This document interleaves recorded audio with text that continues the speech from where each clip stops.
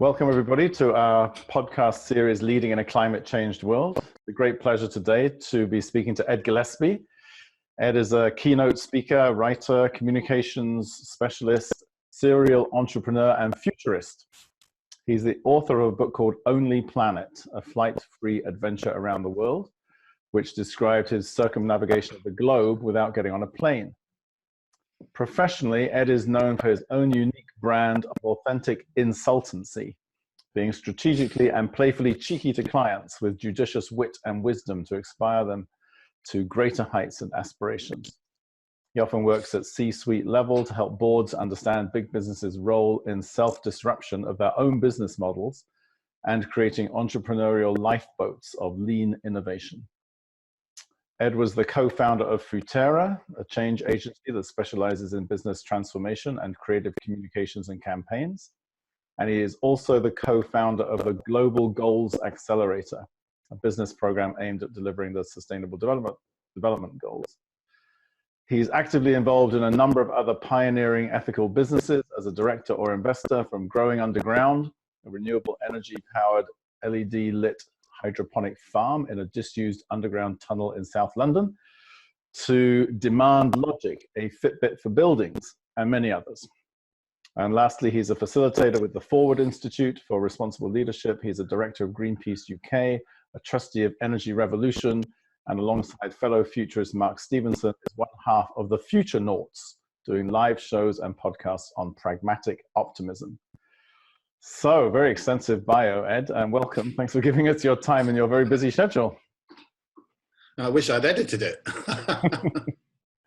And maybe we could start with the last thing that I said about pragmatic optimism, because these are, of course, challenging times around the climate emergency, and some people talk about optimism and hope and balance it with denial. And where do you sit on the whole reasons to be cheerful? Is there still hope? What's the grounds for optimism? All the climate science tells us that it's probably too late. Where do you sit with all that? How do you manage all that in yourself? And where do you see leaders that are holding those paradoxes? Yeah, I mean, it's Thursday today, right? I mean, I think I oscillate, to be honest. I think for those of us who've worked in this stuff for decades, it's hard to kind of cling on to a sense of one-dimensional optimism, not least because you felt these things swimming towards you fairly inexorably and fairly predictably, with sort of grim predictability for such a long time. Stoking that fire of optimism can sometimes be a bit challenging. At the same time, I don't really subscribe to the sort of the binary, are you hopeful or are you pessimistic? I think there's a very real risk right now where there's a big gulf between what you might call the slightly one-dimensional, happy-clappy, brittle, techno-utopian style optimists, go, hey, well, we've got the money and we've got the technology and all we need to do is spin this whole thing around and everything will be hunky-dory. And then at the other end, you have the sort of perhaps slightly more resigned fatalism and the deep adaptation style work where, it's much too late. What we need to be doing is getting into the grain of what is going to be perhaps a very difficult or bumpy transition. And we should be focused much more perhaps on the social technologies of, empathy and compassion and organizing in sensitive and diplomatic ways.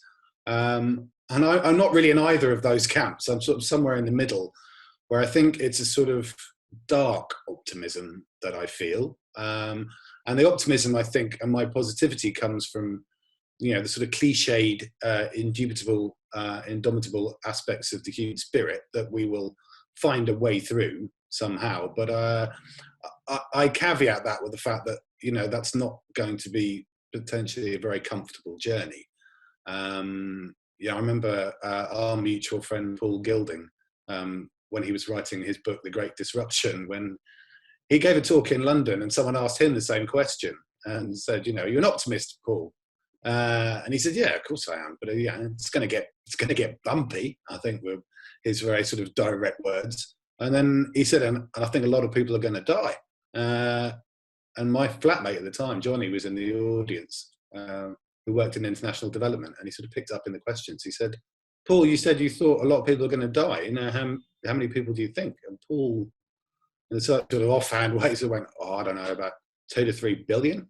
There was a sort of gasp in the room, and I think that's why the optimism is dark, because this could be really quite difficult. And so that's not to be resigned and fatalistic about it. I think there's a kind of a brutal pragmatic realism in the middle there that can't sell people a false puppy with the fact that this is all going to be smooth and plain sailing, and all we need to do is roll out solar panels and wind turbines, and stop wasting so much food, and everything will be okay. I think that's a false flag, and I think that's actually potentially a little bit dangerous now. At the same time, we know full well that when people feel completely overwhelmed by hopelessness, that in itself can be counterproductive, and that's both of those positions can fuel denial of different colours and different strains, I think. So in terms of leaders who I think hold this space right now and the way they talk about it, I mean, I think I do admire and have a lot of respect for people like Professor Jem Bendell, for taking his stance on deep adaptation, because I think it's a very powerful provocation. We can argue about the details and the minutiae and the kind of inevitability of collapse, because that's obviously very loaded language. But I think he has taken quite a personally and professionally risky position, and that's to be commended. I think that's courageous. And on the sort of in the middle ground, I'm not sure the optimistic other end of the spectrum helps us quite so much. But in the middle ground, I think it's where you're starting to see leaders asking much more fundamental questions. I think as a consultant, I worked in a world of what I now sort of slightly begrudgingly feel is miserable incrementalism for a long time, where even though our aspiration might have been to completely transform a client, that wasn't where the client was at.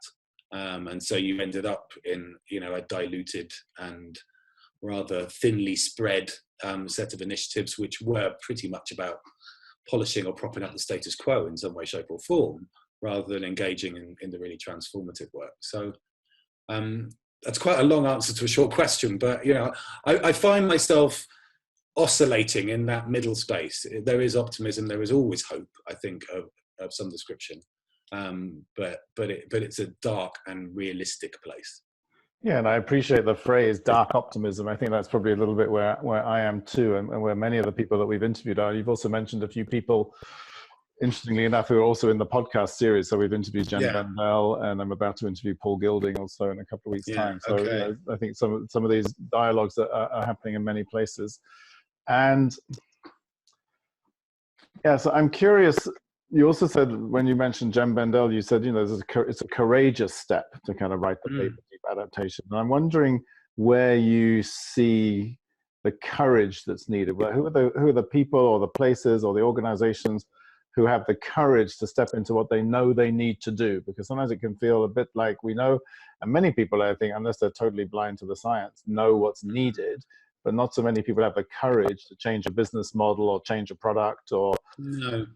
Where do you see those examples of courage that might inspire us at this time? Yeah, I mean, I do think the activists that have been involved in the Extinction Rebellion have demonstrated some quite astonishing courage in a very short space of time, and had quite a dramatic impact. I know you've interviewed Gail Bradbrook as well, but I think that very simple notion of tell the truth and act like that truth is real really struck a chord with people, because these type of movements they're not created, they're born out of a disturbance and a frustration and a discontent.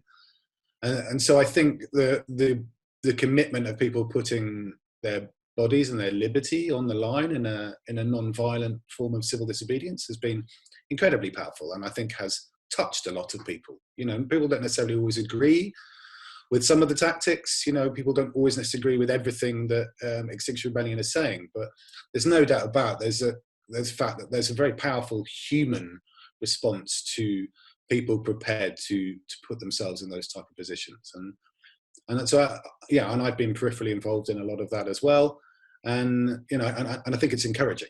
So I think that's a really good form of sort of courageous leadership from perhaps a protest and a civil disobedience and resistance type of perspective. and it's a rebellion. I say this to a lot of people, it's not a revolution. They're not trying to smash the state or destroy the state. The rebellion is a resistance to encourage and inspire and compel the state to change. And I think that in itself is very powerful. It's not about tearing the whole thing down. It is about some pretty radical root and branch reform. If we're going to muddle our way through. I mean, I think in the business world, it's a lot trickier because of all the natural constraints that we know. These certainly overworked, overstressed, time poor, reflection poor, attention deficit type of individuals, because of all the massive multiple and competing demands on their time. And I think as a result, the clarity of that decision making is often very compromised at that level in order to try and get to bold ideas. And just to pause you for a moment on the business piece, because every now and then there's an initiative. There's like B Corp is the initiative, and then there's 180 companies in the United States signing an agreement saying we undertake and agree that the primary purpose of our product in our company is not simply to maximize shareholder dividends, it's also to do something of benefit to society. Is that just a load of window dressing, or do you think there's real shit when people make statements like that? Well, I mean, I have to say, I do kind of chime a little bit with Anand Giridharadas on this, who wrote Winners Take All, which is, he said it's, the elite charade of changing the world. Because, he said, I mean, specifically referencing, those 180 businesses who came together to say, purpose is more important than, the sole pursuit of profit. And I think Anand sort of said, well, that's obvious to your average 8-year-old. That there's more to it than those kind of things.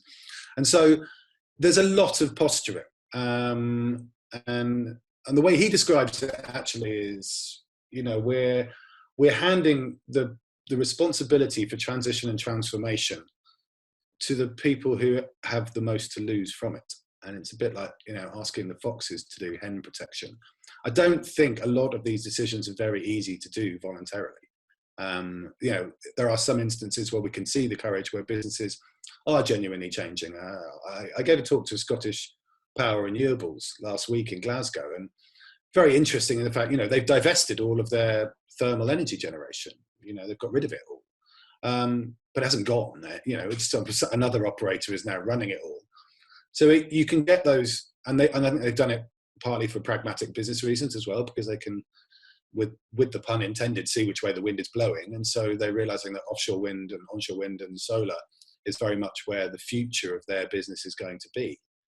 But as I say, that's quite self-interested still. I think where you see, it's hard to identify leaders who are genuinely manifesting and practicing that bigger than self purpose. And maybe that's because our current and future responsibilities and duties are still providing a constraining cage that prevent that type of radicalism, unless you look, much lower down, much smaller businesses, the more fleet of foot disruptive entrepreneurs and innovators.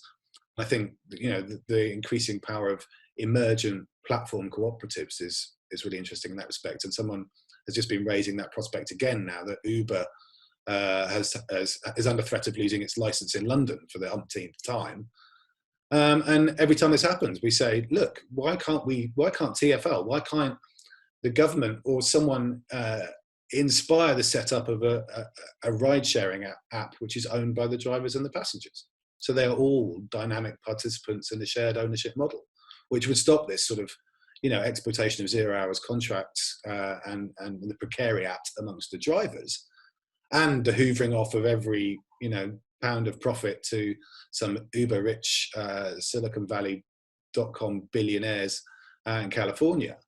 And actually, we could be seeing that economy being a very lively, locally driven, owned and operated type of entity. So if you were to name check a few of the green shoots of the kind of either large corporations, or it sounds like you're more thinking that the smaller, more agile cooperatives and things like that have the scope to maneuver into the kind of position that's needed now. What names or what companies come to you as inspiring examples at the moment? Yeah, because I think that sitting underneath your question is to the extent to how much can we reform some of these big entities? You know, to what extent are they sort of paralyzed by their own failure to innovate, you know, their own inability to live a bigger than self purpose, and their own ability to self disrupt in a way which is genuinely transformative? Whereas you can see actually smaller businesses, you know, I mean, like some of the ones that I'm involved in, you know, where it's genuinely about disrupting you know, a completely unsustainable option. So Tell us about one or two of those. Just give us a little kind of couple of minutes. Yeah, well, I mean, just on the energy one, Piccolo is very interesting. So Piccolo is essentially a tech business which is developing the software which will enable a much more dynamic and live interaction on the energy grid. So a bit like what we might call the Enernet, you know, the energy internet. So which should allow everyone to be both a producer and a customer in real time. And so by developing the technological platform which will facilitate that, you can see how the Enernet can start to be realized. So we go away from this very linear model of big centralized energy generation, where everyone just has to sit at the end of a cable and pay their bill without much choice, or, you know, where everyone starts, or a vast majority of us start to become generators ourselves, and therefore active participants in the system. And I think this is the thing, is that how do we move back into a system which is much more collaborative and cooperative, if not in specific business definition, but certainly in behavioral practice. And I think those kind of things are really exciting. And you know, I mentioned the sort of transport examples, but there's another one I'm involved in, which is about using bamboo instead of plastic. You know, they started off doing straws, which was an interesting, you know, sort of gateway issue. But then, you know, bamboo is such an extraordinary product. You know, it's the world's fastest growing land plant. It grows a meter a day. You can practically meditate and watch it grow. And so that's a great way of displacing the plastic solutions, because actually there's some people who, you know, particularly disabled people, you know, there are uses for straws, which we still need to, you know, we don't necessarily need to be stirring our cocktails with them, but there are some people who really need them. And then, you know, I think the stuff that gets me really excited, I guess, is the really grassroots stuff. It's represented a bit by, you know, the explosion in microbreweries as something which is sort of fairly pleasurable that everyone can connect to over the last sort of 10 years or so. But I think it's those businesses with a sort of deep soul and localization and inclusive employment that bring life back into places again. I think that's the stuff which has real heart to it. And it's also busting this idea that businesses always have to kind of perpetually grow to succeed. Can we not envisage and idealize businesses at appropriate scale, which are perfectly healthy and viable, but don't necessarily have, you know, the aspiration to clone themselves and infiltrate every other locality across the land in the process of realizing their goals? That's great. I really like those examples a lot. And I also know that you traveled. I mean, you did your round the world without flying journey and wrote about it in Only Planet. And I wonder what you saw around the globe. If we're just going to globalize this conversation for a moment and take out what were you seeing and noticing in other places? Because also the climate emergency feels like something that, from the privileged position in the West, we say is coming at some point. But of course, for many people, it's already happening and has been happening for a long time. Yeah. If you're sitting on a Pacific island and you're noticing rising sea levels every day, it's a different story. So I'm wondering how you experienced that journey, but also kind of what you saw that is informing your sense of what's needed now. Yeah, wow. I mean, how long have we got?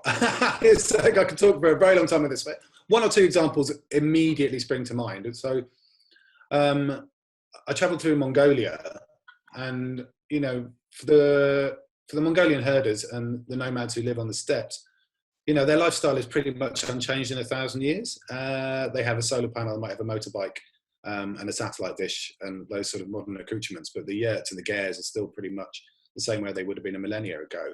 And the lifestyle is so deeply in tune with the landscape, because you're essentially subsisting on your livestock. Your livestock are, you know, grazing the fairly meager pasture. You're milking, you're slaughtering, but you're also then using the dung of the animals to cook your food as well. So there's an incredibly tight circularity, which also makes them much more vulnerable to things like climate change. And Mongolian plateau has experienced a couple of degrees. It's more than the global average. People talk about it as a sort of climate change lab, and that's led to typical, paradoxically, much more severe winters, what they call zuds, which are these very extreme winters which can often kill a lot of the livestock on which people depend, which has led to more urban migration into Ulaanbaatar and the kind of abandonment of the pastoral way of life. And also, like we're seeing in other parts of the world, these fierce droughts and some forest fires. So Mongolia felt like a real microcosm of what is going on out there. And in terms of food loops, I think the tightest one I ever experienced was on a lake in Phnom Penh, where you ate catfish curry, and then you used the facilities which overhung the lake, and when you used the facilities, you watched the catfish make the most of your contribution, and it's like, hang on, is it just me and the catfish in this food web? It feels a little bit tight for comfort. So you witnessed these things, and I'm wondering. So there's an immediacy and a kind of urgency about what's being experienced there, and I'm wondering if you came out of those experiences feeling a greater sense of urgency, or did you see things that encouraged you also? Yes, I mean, undoubtedly greater sense of urgency. I mean, the whole thing, I sometimes describe the trip as a sort of climate change pilgrimage, because obviously it was a very low carbon endeavor, but also because I was obviously open-eyed to the experiences and the things I was seeing. Stuff that really gave me hope, the really positive stuff. It's a slightly more challenging one to answer in some ways. I'm trying to think. I mean, I found Mexico to be one of those places where there was a vitality and a kind of vibrancy to life that made you think these people could probably handle anything that the world might throw at them. And indeed, they have done. And visiting, regions like Chiapas with the Zapatistas, and that incredible community resilience, and also an understanding which felt very deeply rooted of what was fundamentally right, of how to be on a particular piece of land, how to live with an alignment with that land and the life that you share it with.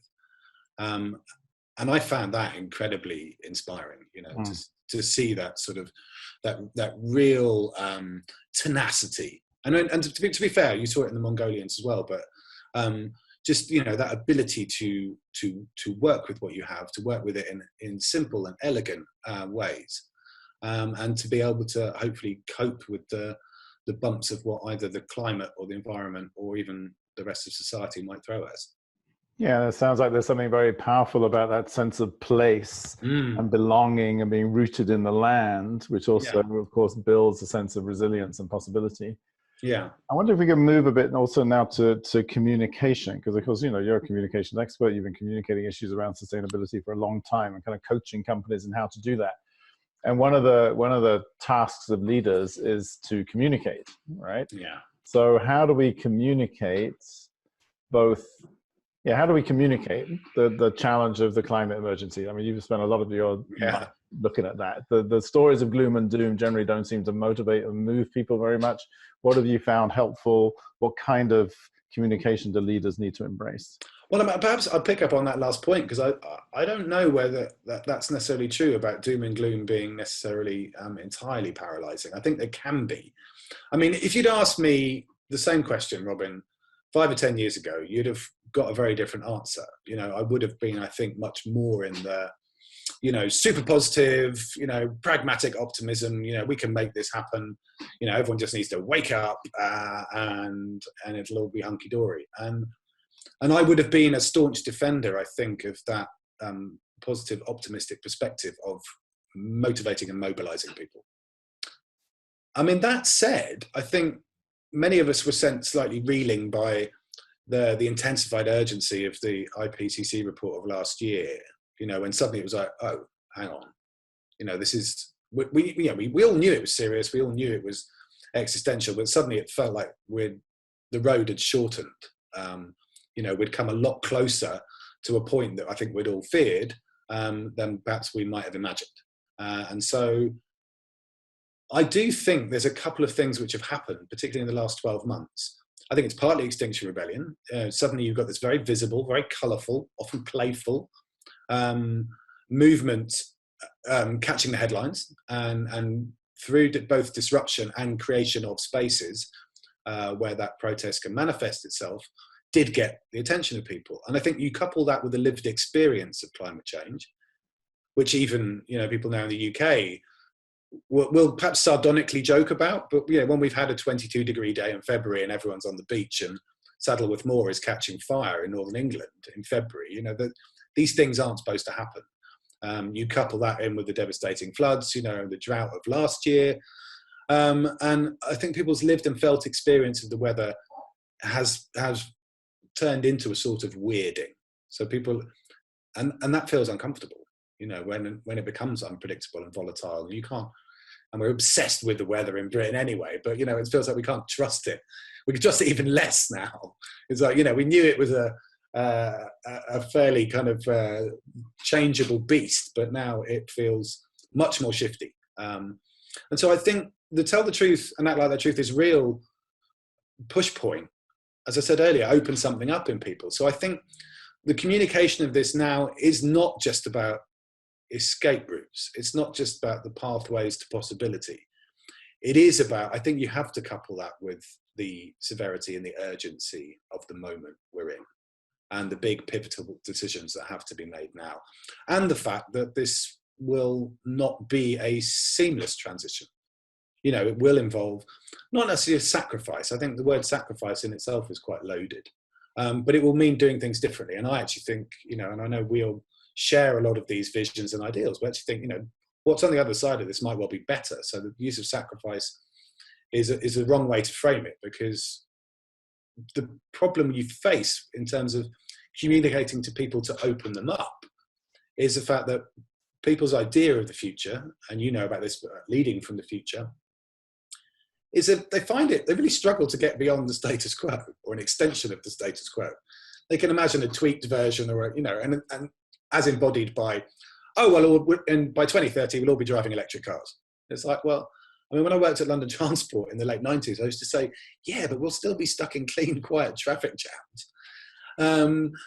So it's not going to be, but actually walkable neighbourhoods and localised economies where people are strolling to work and their kids are playing in a collective space together, and that's better. That's what Rob Hopkins talks about in terms of the power of imagination. It's like, but people find it hard to conceptualize of that when they're being sold constantly incremental change. So yeah, I don't know where I'm going with that now, but I think in terms of the communication, you've got to have a bit of edge to it. And I always used to talk about it when we first started Futurist in the early noughties. No fear without agency. So what are people going to do? You can't scare people and say, and by the way, we've got no plan, we've got no idea what we're going to do, because that's pretty cruel apart from anything else. And that the fear should be the seasoning in the recipe. It should, you've got to be careful, you've got to balance it. If you put a little bit in the communications mix, you can enhance the digestion of the message. But if you put in too much, then no one eats. It's like over-salting something. And I know certainly when I stand up in front of an audience, I still need to do the climate change intro, because everyone will say, oh yeah, we know about that. But the story I try and tell in those first 10 minutes is the thing that sticks with people, because it's not about data, it's about narrative. It's about setting up the relationship to climate change in a completely different way, which isn't just about science. It isn't just about the negative impacts, but it is about a story of who we are and the way that we relate to each other and the rest of the world. And it's a symptom. And unless people start to embrace that story, then we'll be forever, fighting symptoms. Right. And I think, isn't it also about feeling it? Yeah, of course. I think there's a very fine art in a way. Like one of the other people I'm going to be interviewing, Thomas Hubel, spiritual teacher and mystic, talks a lot about what he calls global social witnessing. Mm. So we can get a bit of news, like you mentioned earlier. Paul Gilding gives a talk, and at some point he says, "No, maybe 2 or 3 billion people are going to die," and there's a kind of like, but then we're kind of on like, oh yeah, but I know. time for tea break. Time for tea break now, and it's kind of registered a little bit, but we haven't really hosted it. And I think there's a practice, and maybe this is also part of what leaders need to do. And I'm curious, like how you experience it in yourself, but also where you see it in others, of really kind of feeling it enough in our hearts that we host that reality without it becoming overwhelming to the point where it paralyzes us. I don't know. I totally agree. And to be honest, I think for my first 15 years as an activist and consultant, I didn't feel it, and I think that was why I was able to perhaps stay in that slightly one-dimensional optimistic space. And I might have mentioned this to you before, but for me, the New Story Summit at Findhorn in 2015, whenever it was, 2014, was the first time I felt like I genuinely embodied that grief. The first time I really felt that sense of that loss and pain, and connection with the kind of the legacy that we were unfolding. And ever since then, I've endeavoured in my talks. I'll cite the WWF Living Planet report, which says 60% of our wild vertebrate biomass gone pretty much in our lifetime. Since 1970. And you say that, and exactly like you say with the climate piece, and then I'll pause and I just say, and let's just not think about that as a horrendous piece of data, but let's just try and imagine and feel what that means. That's every animal with a backbone. And I have to some point turn around to my 2.5-year-old daughter and say, yeah, all of those animals, all those big charismatic megafauna with wet noses and brown eyes, that they disappeared on our watch, and that's not a numbers game, or not just a numbers game. That's a very soulful, mournful type of realization and recognition to come to. And I think you have to, as you say, you have to absorb that, and you have to sit with that, and it's not comfortable. And that's part of courage, isn't it? Part of the courage is partly the courage to act against the market or whatever, but it's also the courage to fully feel the reality of what we're being told. Yeah, and I think, and that's, again, this is the problem with a lot of the corporate positioning, is the entire culture is orientated around promotion and celebration. It's like, we're amazing. What we've done is amazing. Don't we deserve brownie points and claps on the backs? And it's all about either conjuring or seeking or pursuing that recognition the whole time. And it takes genuine courage for a leader to stand up and say, actually, I think our business model is completely buggered.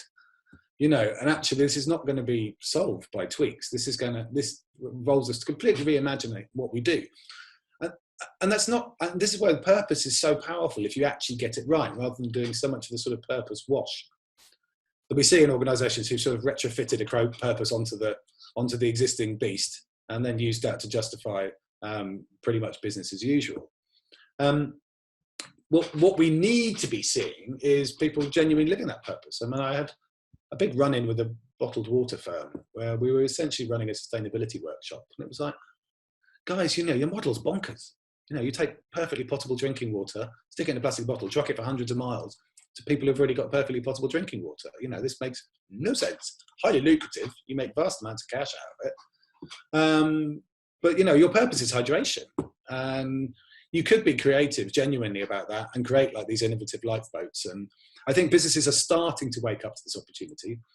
But at first it requires someone to have the courage to say, look, we're aware that there's some madness at play here.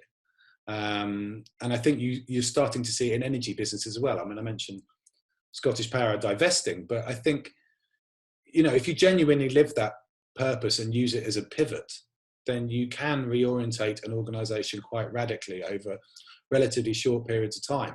But that requires someone to stand up and to call it, and to then harness the kind of the skills and experience and insights and creativity of their own team and beyond to begin that process. And that will involve shareholder battles and investor discussions and people having to have some trust and confidence in the fact that the transition is possible.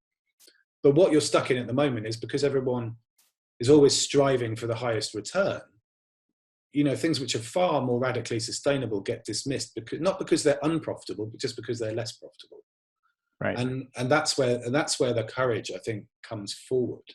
If people can embody that and say, we will still be a viable business in this transition, but we are not going to be the same business. And we won't be doing the same things, and we probably won't be making the same margins, but we'll still be here and we'll still be serving our purpose. Right, that's great. So I think you're giving us a lot of food for thought around the kind of qualities that leaders need to have and that organizations need to have around purpose, around courage, around what is enough, like different things that we've talked about. And maybe the last question I want to ask you is about urgency.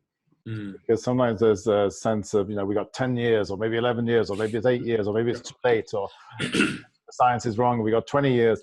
Like how important is it for us all, for leaders to get the science and to work with urgency, or does urgency actually get in the way of creativity and innovation?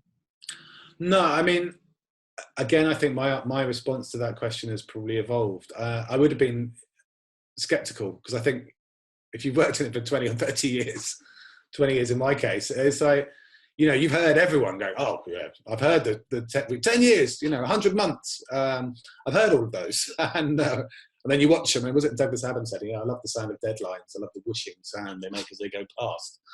So say that a bit slower. I didn't quite catch that. So as Douglas Adams said, he goes, I love deadlines. I love the whooshing sound they make as they whiz past. And yeah, but I think actually they can be useful in terms of galvanizing. And I know there's been a very rich and nuanced discussion around the use of climate emergency. And some people say actually, emergency is a little bit dangerous because it plays into the powers of the state in terms of a state of emergency, which can mean crackdowns on civil liberties and all sorts of things which we probably wouldn't want to see in that, that flirting with a sort of eco-fascism. I do think there is an aspect of that we have to be acutely conscious and aware of. At the same time, I also find when people genuinely talk about climate emergency, it prevents the backtracking, or it certainly slows it. Because you can then start to ask the question, the proper question, the harder, tougher question, and go, how does what we're doing fit with the reality of a climate emergency? And that, I think, is a much sharper investigation to be having. So I think climate emergency can be useful, and I think what I've written about certainly is and discussed at the Forward Institute. The Forward Institute declared climate emergency earlier this year, and we're encouraging all of our members to go down that route as well. And it's almost echoing the 3 demands of Extinction Rebellion. So it's like, number 1, tell the truth and act like that truth is real. Number 2, zero carbon by 2025. Probably technically impossible, but we have to aim high. This is radical goals. Aim for 25, you might do it by 2030. And then the third one is the Citizens' Assembly, for getting that inclusion. And I think the usually higher-minded perspective of people working collaboratively together on the toughest decisions we have to make collectively. And I think if you replicate that within an organization, you can see, so the board should declare, this business, we declare emergency. We see this, the country's done it, the council's done it, our competitors are doing it. The second one is, then whether it's science-based targets or working out that, your business has to basically cut its carbon in half in the next 10 years, at least. And really, we should all be looking at what zero carbon as the long goal looks like. That should be the kind of the North Star now. And then by doing a kind of internal version of a citizens' assembly, then you bring together, a demographic cross-section of people from right across your organization, CEO to janitor, and get them to wrangle, because you guarantee a lot of the ideas are already there. I think there's a lot of insight and innovation which is often suppressed and is simmering and ready to go. And I think that would be an incredibly inspiring reconnection of purpose for every employee in organizations, and might well flush out the outlines of a plan, which could then begin to be fleshed out and implemented. And I think that's where it gets exciting, because, most of us are disengaged at work. I think the Gallup State of the Workplace report last year said 87% either disengaged or actively disengaged, which is pretty damning if almost 90% of us don't see any purpose in our work. So, you know, I know it's a bit of a cliche, but I often just paraphrase the Kennedy moonshot quote. Because actually, when you read it back and the very specific lines, when he said, you know, we choose to go to the moon, you know, not because it's easy, but because it's difficult, you know, and because it will literally test every strain of our ingenuity and innovation in order to make it happen. And it will be the testing of the greatest values that we could possibly hold together. And so if you just replace, you know, go to the moon with zero carbon, you get a very compelling proposition, because it's like, yes, it's an emergency. Yes, it's looking a bit disastrous right now. But going back to what I was saying about the false binary, we're not expecting miracles here, but it will be the non-linear, you know, very strange, emergent green swans or green unicorns, whatever you want to call them, that come out of that awkward space in the middle that will hopefully enable the transcendence. And they won't just be financial, they won't just be technological, they will be social, they will be emotional, they will be spiritual. That's great, Ed. I really like that. I really love this ending that you've brought us to about bringing the three planks of the Extinction Rebellion platform into, you know, businesses, into any form of entity. Basically, I think that's a great idea. So thank you so much for your time today. Thanks for bringing us your dark optimism and your unique brand of insultancy. I really love it. And thanks so much for your time today. And good luck to you with all your great adventures and contributions in the years to come. Yeah, thank you very much, Robin. Always a pleasure.